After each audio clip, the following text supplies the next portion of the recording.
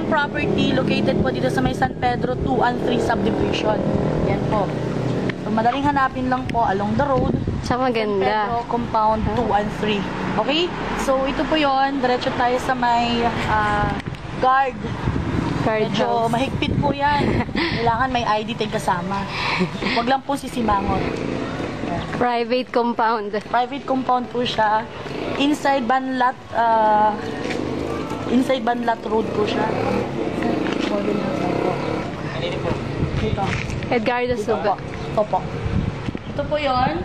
Ito po yung model house. So, pasok na po tayo. Ito po yung gate niya. Ito po yung car garage. So, kung nakikita po ninyo, no?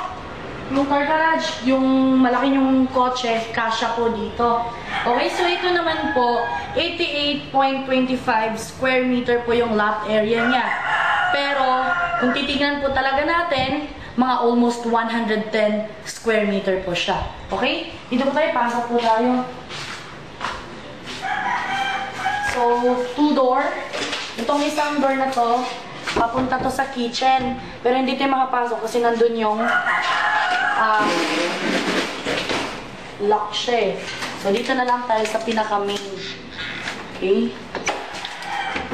Pasok po tayo. Oops, sorry. Yan. Ito po yung sala niya. So, nakikita po ninyo, no? Ito po yung sala niya. So, dito nyo ilalagay yung mga sofa. Yan. Then, ito po yung kitchen natin. Ano bang ilaw? Dilim. Yun. So yan, may mga cabinets na rin po. Ready na siya. So, wala ka nang ibang ayusin dito, titira ka na lang, ano? Yan. So, may turbo siya dito. Sorry. Ilaw pala. Yan, may ilaw siya dito. And, maganda. ready na rin yung sink. So, water na lang. Pero, gaya na po na sinabi ko sa inyo, walang problema po sa water dito. And then, yung mga saksakan, naka-ready na rin, ano? So, gamit na lang, sir. No, ma'am. Okay? Ito po yung pinaka-kitchen. Dito po tayo nagluluto. And then, for emergency exit sa kitchen natin, ito yung door. Yung kanina. Okay? Ito yung emergency exit. Tapos, kung marami po kayong mga gamit, ano? Ito po yung mga cabinets natin. Yan, naka-ready na. Ito, yung ano natin, yung usok. Pag nagluluto tayo dito, ayan, meron po tayong exhaust fan. Sorry. Yun. Yan, may water din dito. So, dalawa po yung sink natin dito sa pinaka-kitchen, ano? So, dito naman po yung maid's room. Okay, yung dito sa maid's room, kasya naman siguro double deck, ano? So, meron na silang cabinet din. And, meron na rin silang mga lagayan dito, other stuff, you know. So, yan. Maid's room, pwede kahit dalawa dyan. So, pagpasok nila dito, diretso.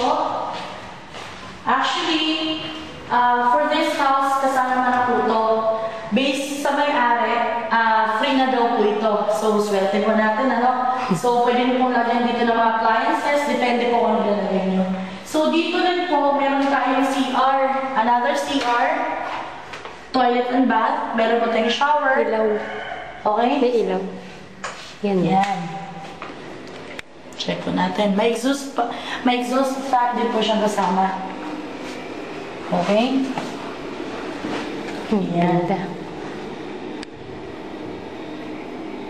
Okay. Okay. And then, may cabinet dito. Kung meron po kayong mga boxes, no? Meron tayong tataguan dito. Kung ano't ano man, meron pang space dyan.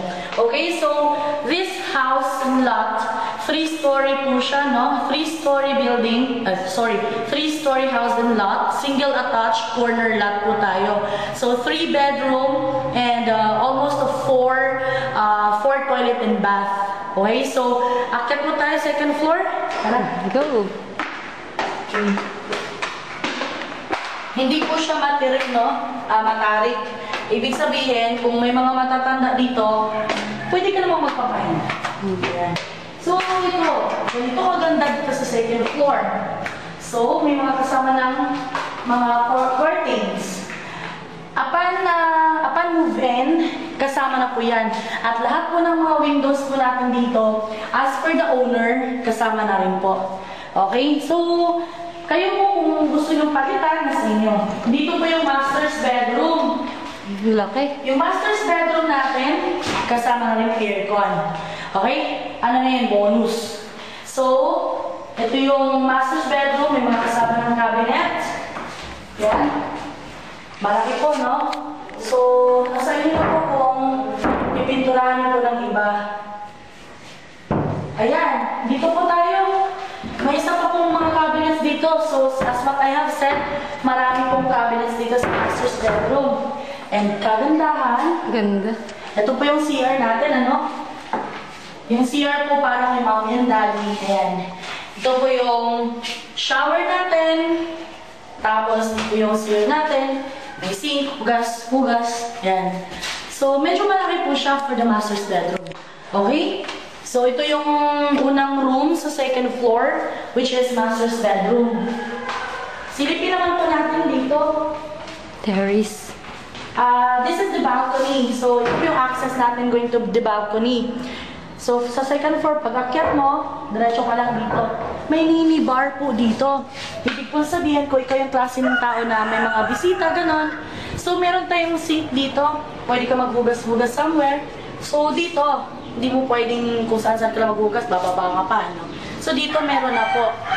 So, ayan. Don't worry, sir, ma'am. Kasi, ano po to, protected po tayo sa mga magnanakaw. Tignan nyo naman po, oh.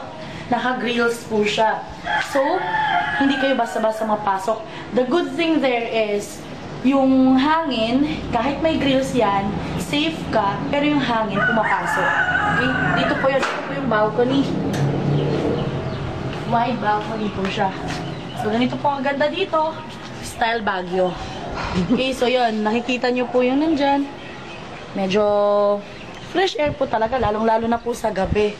Talagang maganda po talaga dito, lalong-lalo na sa gabi po. Yan. Style Baguio. Okay. Dito po tayo, sir, ma'am. So, pag nakikita po ninyo,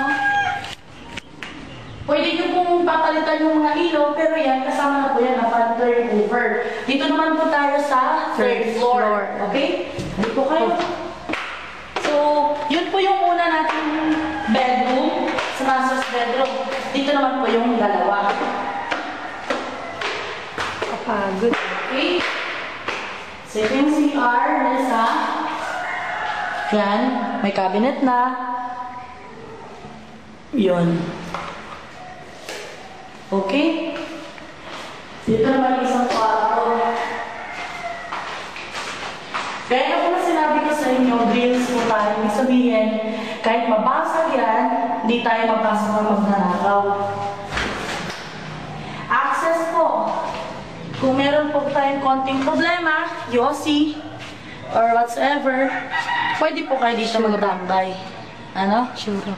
Oo. So, kahit ano po, kung bar, gaya nga po sinabi ko sa inyo, pwede kayo mag-mini bar dito. Okay? Secret. Oo. Privacy.